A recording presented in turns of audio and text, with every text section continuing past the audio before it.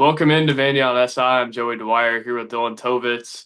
After Vanderbilt's 30 to 14 loss to Alabama in Tuscaloosa, a long weekend for me, Dylan. I know you were in Tuscaloosa as well. Just an interesting game where it felt like Vanderbilt was there.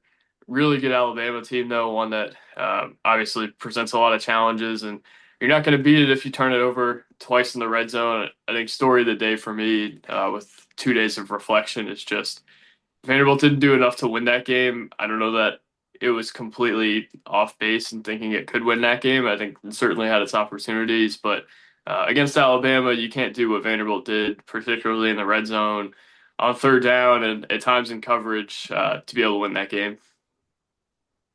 Yeah, absolutely, Joey. I think you kind of got the headline down there because the truth is, Vanderbilt absolutely could have won that game, and to be honest, they played a pretty poor game. One of the worst games I've seen um in a little while, probably dating back to last year, and like they still could have won that game if they a couple other things went their way and they didn't turn those balls over, and they obviously they proved they could hang, and I would agree with your sentiment that like we're not coming out of here with a moral victory. Like Vanderbilt's team is too good, and I know you wrote about this, Joey, and they've earned the right to not be talked about like this was some moral victory that they competed like maybe we would have been talked about for years.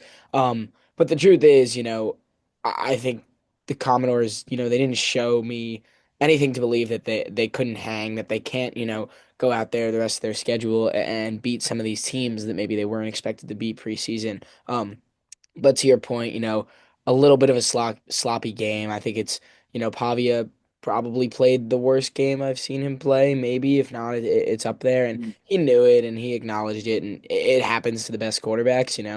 I think it wasn't. He didn't look like a completely different player. He just made some mistakes, some bad decisions. I think he got scared out of scrambling a little by the end of the game, where after being hit a couple times and the fumble, obviously, where he got kind of blindsided, which we just hadn't seen before. So I think, obviously there are some things that need to be worked on, and it was a really tough environment. And to your point, a really, really good Alabama team. I thought Ty Simpson was excellent. He exceeded my expectations. And, I know his name had been popping up in the Heisman conversation as well as Pavia's um, before the game. And I think Simpson outplayed Diego to that point. Yeah, there was a lot of national stuff written about that where Diego was the one who talked and kind of had the attention of the country heading into the game, and then Ty Simpson was the one who ultimately kind of grasped it by the end. I think that's really your story from a big picture perspective, where Ty Simpson made a great case for Heisman candidacy, and I'm not sure that Diego made much of one on Saturday. And it's not to say that things can't change by the end of the year, but Dylan, I've seen a lot of quarterbacks come through Vanderbilt, a couple that have been drafted and not from the Vanderbilt side, obviously. Lenore Sellers, one that's going to be drafted high. I thought Ty Simpson was the most impressive that I've seen play against Vanderbilt maybe since I've got on the beat.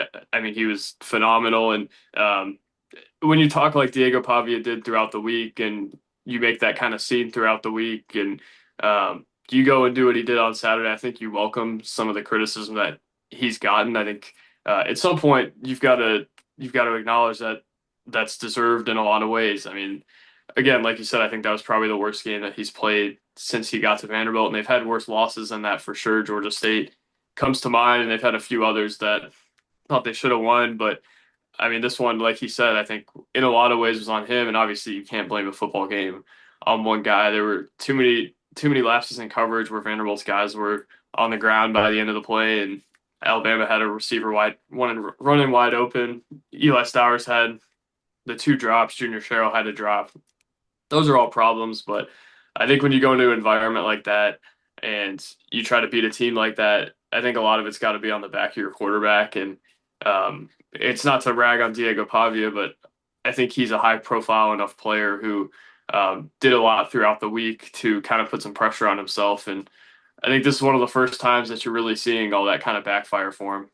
Yeah, and it's to your point. It comes with the what Pavia and what the team did all week, and it wasn't anything completely obnoxious. But you have to realize when you talk the way you talk. And it wasn't just Pavia. It felt like, the team mentality inside the building of, hey, we're the best team in the country and we're going to go out there and dominate every single, minute of every single game. Um, it became a little bit, external in different ways. And maybe they didn't change anything on their end, and it was just the fact that game day was coming, and it was the national media and Alabama media were just kind of looking for that mentality more. Maybe, in my opinion, I think I don't think it will or should change anything about the way they operate, both internally and externally. I think, you know, there were a lot of obviously there were some comments made, but it was nothing egregious. I mean, I know that Cedric Alexander quote about like, "Hey, we're gonna go out there and dominate," like went viral. It was like, if we play our game, we're gonna go out there and dominate. And like to me, that was like a complete non-story. Like every Yeah. team says they're gonna go win if they play well. Like, Yeah, the I, Diego one I thought was less significant than the Cedric one, even where it was yeah, about if Vanderbilt plays its game, it can go win big. And maybe the win big part is the story there, but like they didn't play their game and that's why they lost, right? yeah. That's the story for me there. I just think like I don't know. Me personally, I think it's getting that stuff is getting way overblown because of and Pavia's personality feeds into that, and there's all the Johnny Manziel stuff and all this, and like I get that, but I don't necessarily think like there were any there was anything that like they would or should regret going into the week in terms of mentality. I think they just didn't play their best game, and we've seen that a while. And I also want to say, Pavia, you said, and I would agree, probably played his worst game as a Commodore, and you mentioned the Georgia State loss last year. For He scored Pavia to play, 32 games, 32 points in that game. yeah, yeah, and also for Pavia to play his worst game probably at Vanderbilt at a team like Alabama in that environment with against a really really good football team and it still be pretty much a one score game by the time the game was over minus the 9 point game but it was to be a really close game should show you how much this team has improved because Pavia did probably play his worst game if you had said that the Vanderbilt quarterback was going to play the worst game of his Commodore career at Alabama against a really, really good Alabama team, I would be thinking 56 nothing, like just a few months ago. And the fact that it wasn't that, and I think the 30-14 score is even a little bit misleading. I think Vanderbilt was clearly the better team in the first half. They should have been up at the end of the first half. They should have been up maybe even double digits, in my opinion. That should show you the quality of this team as a whole.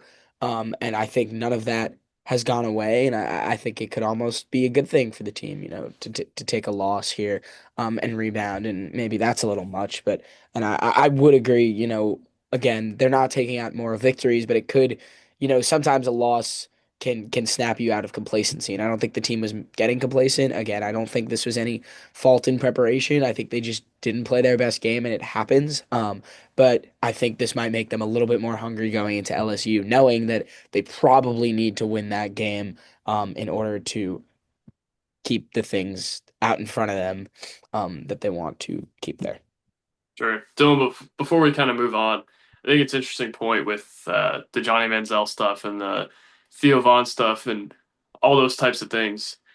If they had won this game, I don't, there's no one talking about that those things are part of a circus or part of a distraction or anything along those lines. And Theo Vaughn and Johnny Manziel didn't contribute to two red zone turnovers. So I think it's interesting to remember that as well. But to me, I don't know that they have to change a whole lot. I think that's part of who this team is, and that's Yep. why they've gotten here.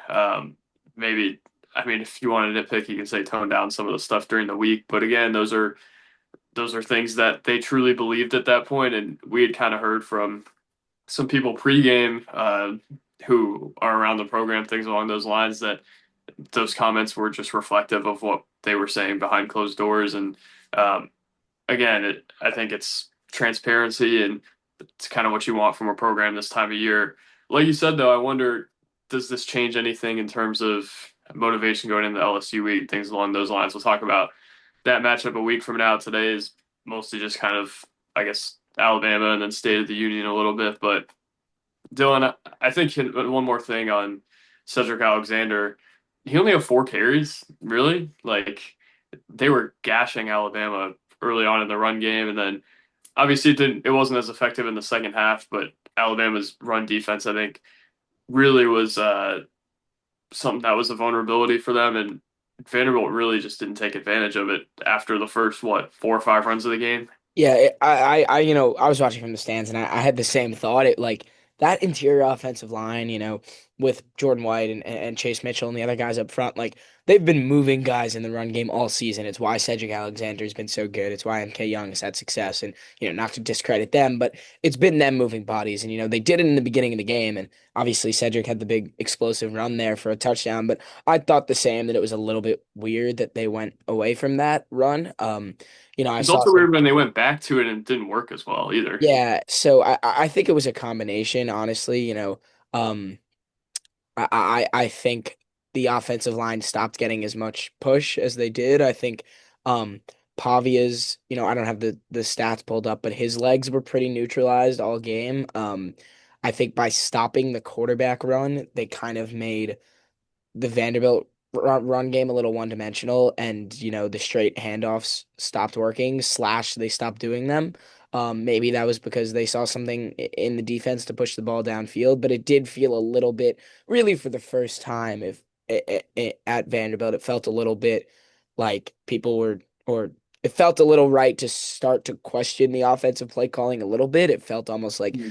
we had success in the run, then we tried to throw the ball, and then like once that failed, you kind of tried to go back to the run, but by then it was too late and you were already down. And it was a little bit, I would say, all over the place in terms of the play calling. And I think that's pretty glaring when you say Cedric Alexander had 4 carries. My eyes kind of popped on that. I didn't read the box score before this, but like that's kind of crazy to me. And I don't think, just based on memory, I don't think MK Young or AJ Newberry had that many either.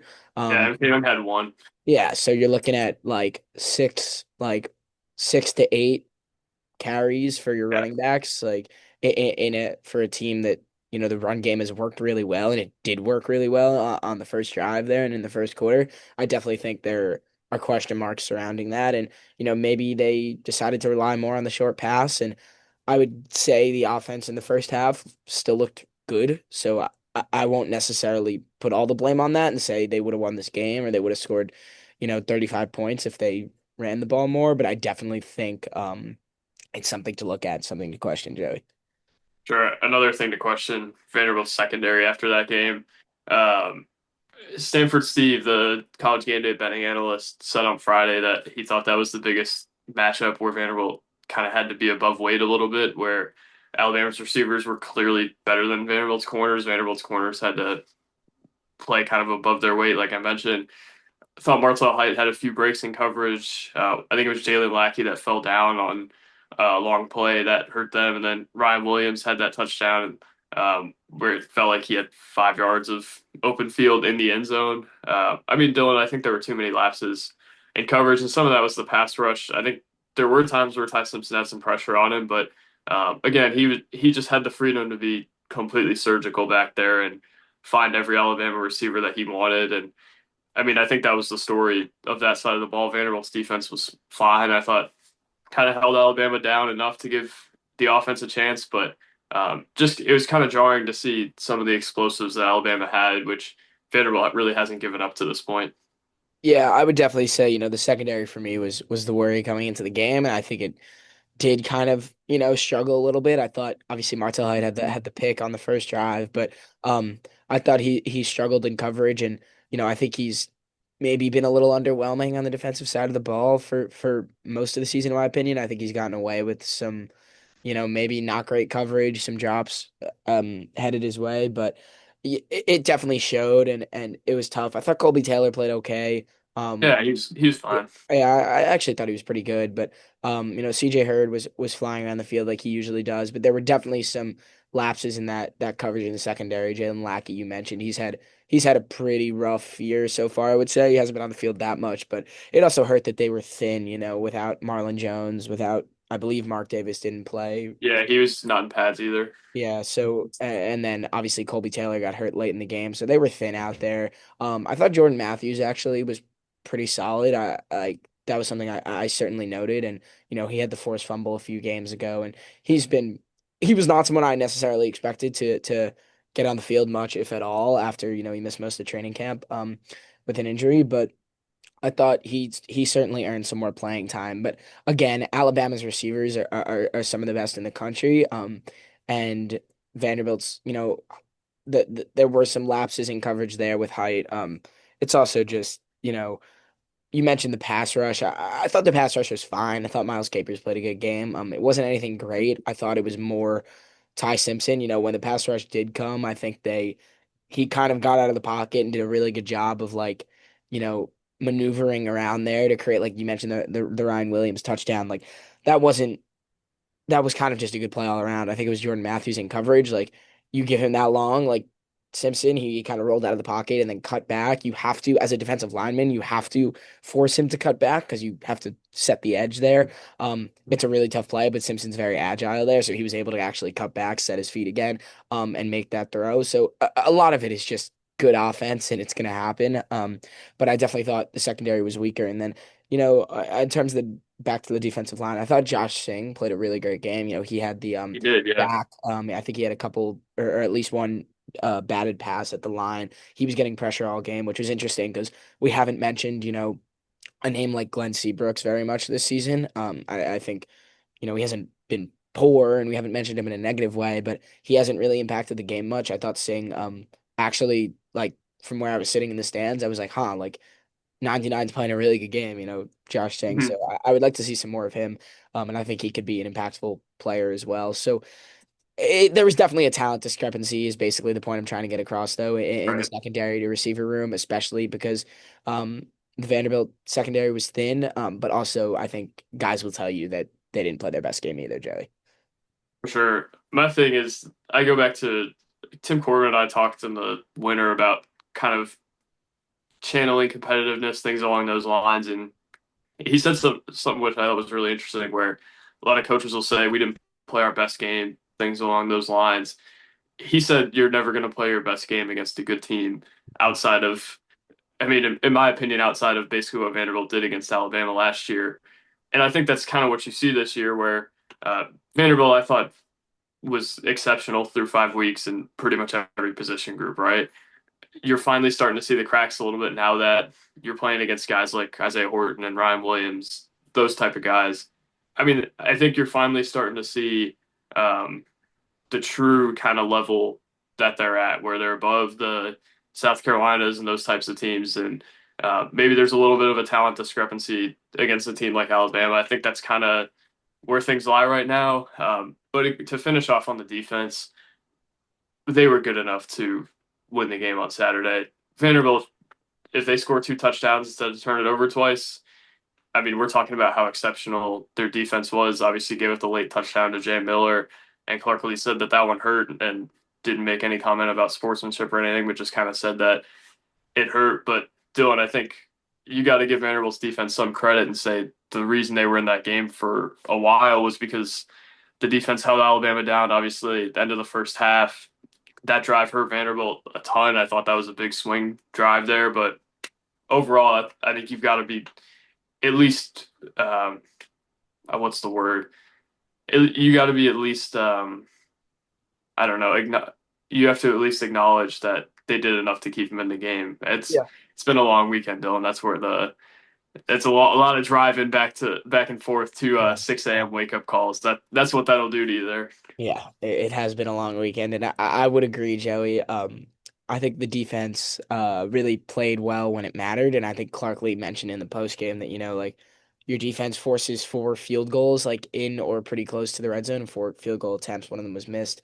You expect to go win the game, and I think that was kind of the key. I thought Alabama moved the ball pretty much at will for most of the game. The run defense was definitely suboptimal.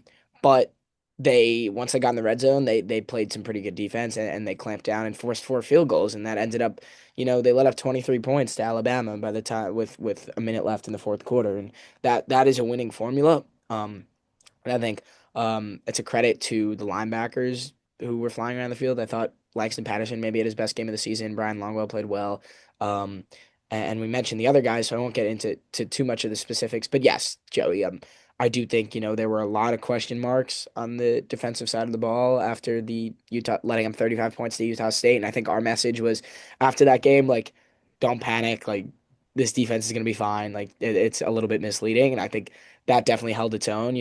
The defense did show they could stick, and I think it goes to show you that if the offense plays maybe even one of their average game. We've been talking about this offense as if it's one of the best in the country, and it looked like it through two drives on Saturday. And I think if they play even like a good game for their standards, then to your point with the turnovers, then this is a whole different game. And the defense kept you in that game, and that is a winning formula. I think this was a maybe 10th percentile showing out of the offense. If you get a 50th percentile, Mhm. maybe you don't win the game, but it's certainly coming down to the wire a little more than it did. And I think going forward, it's definitely encouraging to see the defense be able to hold like that.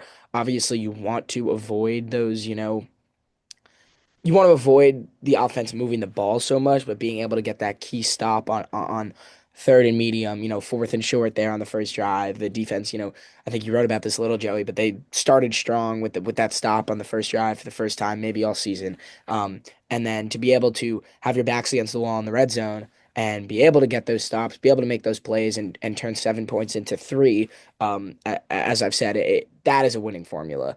And they'll need to continue to do that. But if you're thinking, if you exclude the late Jam Miller touchdown, you're letting up 23 points to one of the best offenses in the country.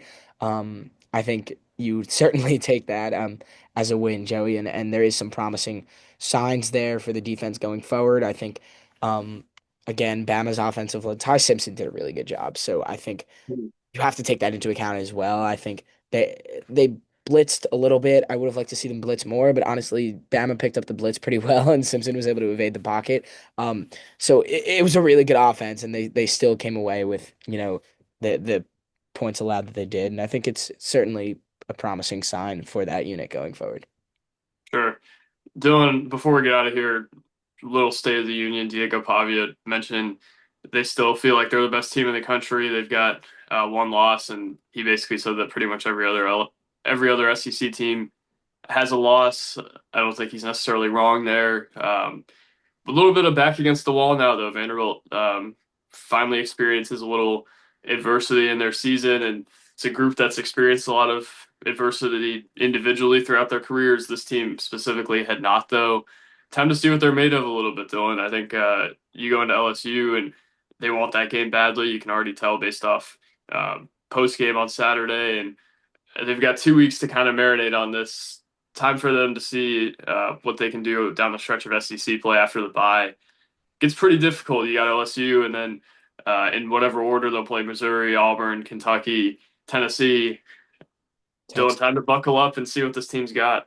Yeah, I mean it's definitely it's a good time for a bye week. First of all, I think you never want to lose, but losing into a bye week is better than winning into a bye week, just in terms of like mindset and motivation going into the next week. Not that anything has told us that their mindset or their motivation would be weak if they'd won that game, but I do think it's a good time for the bye to regroup both mentally and physically. Hopefully, you get those guys in the secondary back out there. Maybe Issa Utaha even can start to work his way back a little bit more. But to your point, you're definitely going to see which direction this team is going in the next few weeks. And I think even with the loss, they've given fans no reason to believe that they still can't go out there and do the things they want to do. And um, this was always going to be one of, if not the hardest games on their schedule, especially the way Texas is playing, which has been not great. They just lost to Florida, and Arch Manning's looked um,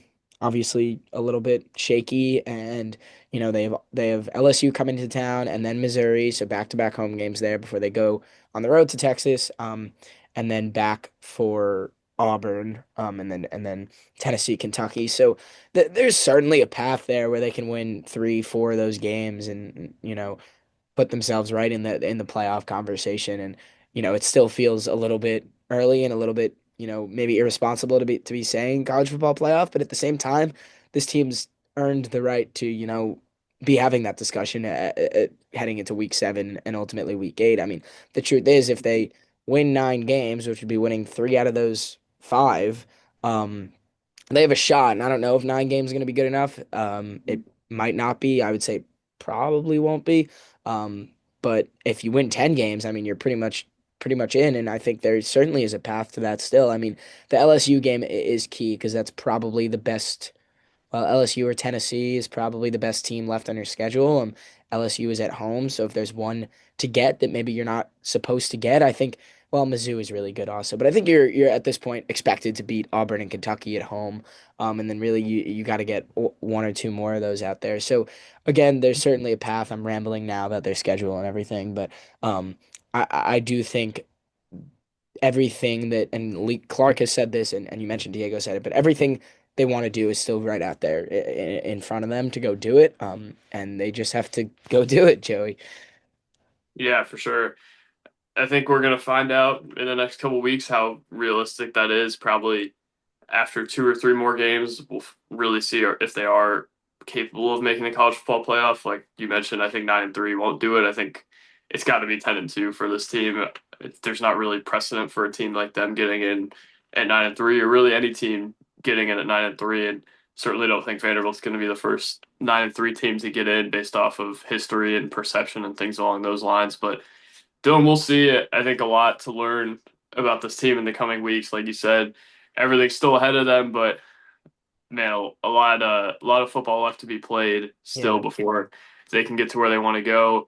Um, I think we learned a little bit about them this weekend, but down the stretch of SEC play, we'll find out how realistic all these things really are. Before we get out of here, Dylan, any final thoughts? Yeah, I wanted to just also give a little I guess shout out to the fan showing on Saturday. I think, I was in the stands. I wasn't in the press box with Joey and Graham and the crew, but I thought the winning that Vanderbilt has done and the success that they've had actually, maybe for the first time, like really manifested in like what I saw on the road. And, obviously the stadium was massive and it was swamped with Alabama fans and like you couldn't really hear, Alabama fans or Vanderbilt fans. But where I was sitting, there were like two sections that were, um um like diagnose the Vanderbilt students or Vanderbilt sections and they were like pretty uniformly Vanderbilt, and this is a section that goes all the way up, and it wasn't all Vanderbilt, and they didn't completely own those two sections, but in the past this is the Vanderbilt section would be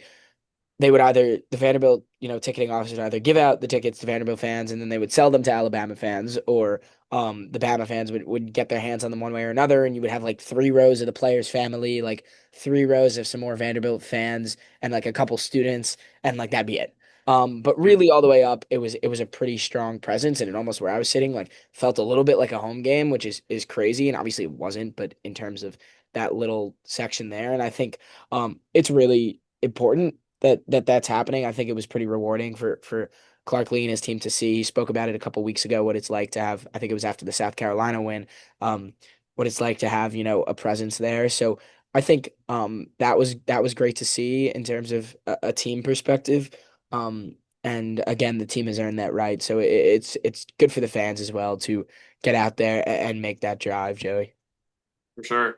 Dylan, I think it was a really good showing. And I walked by the Vanderbilt tailgate before. There was former players there. There was a lot of parents there. I think it was a big deal and maybe something that I hadn't seen at road games previously. I Yeah, talked and to a there were a go lot ahead. of like, no, I just like saw a lot on Twitter like, yeah, like, well, Missouri sells out more than that in Alabama. Like, 'cause you have to, everything is, no one's saying that Vanderbilt is having a greater away fan presence than any of these other SEC schools, but you have to realize, Vanderbilt has 7,000 students and thus less alumni than all these other schools. So, sure, it's not apples to apples there when you're comparing fans and the size of a fan base. And, that has to obviously be taken into account as well. But I think considering, the past and considering the school's size and everything, it was a pretty good show. And it was cool. And, there were some baseball players there that I saw walking around College game day. I mentioned Brody Johnson, Braden Holcomb were there with a few others. And, I think Mike Mancini was there. So it was definitely, a different feel than I think they've gotten in years past. But go ahead. I cut you off. Sure. No, you're good. I was talking to a player parent, and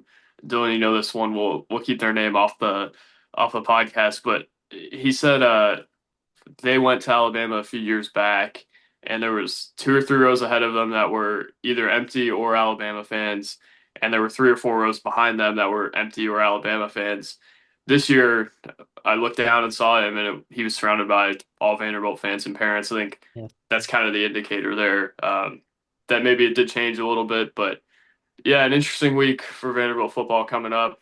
Diego mentioned that um, they need to get healthy, and I think he's right. Obviously, a lot of looking in the mirror this week, a lot of watching that tape and figuring out what's next for this team. But Dylan, time for us to relax a little bit and not go in on Tuesday and Thursday.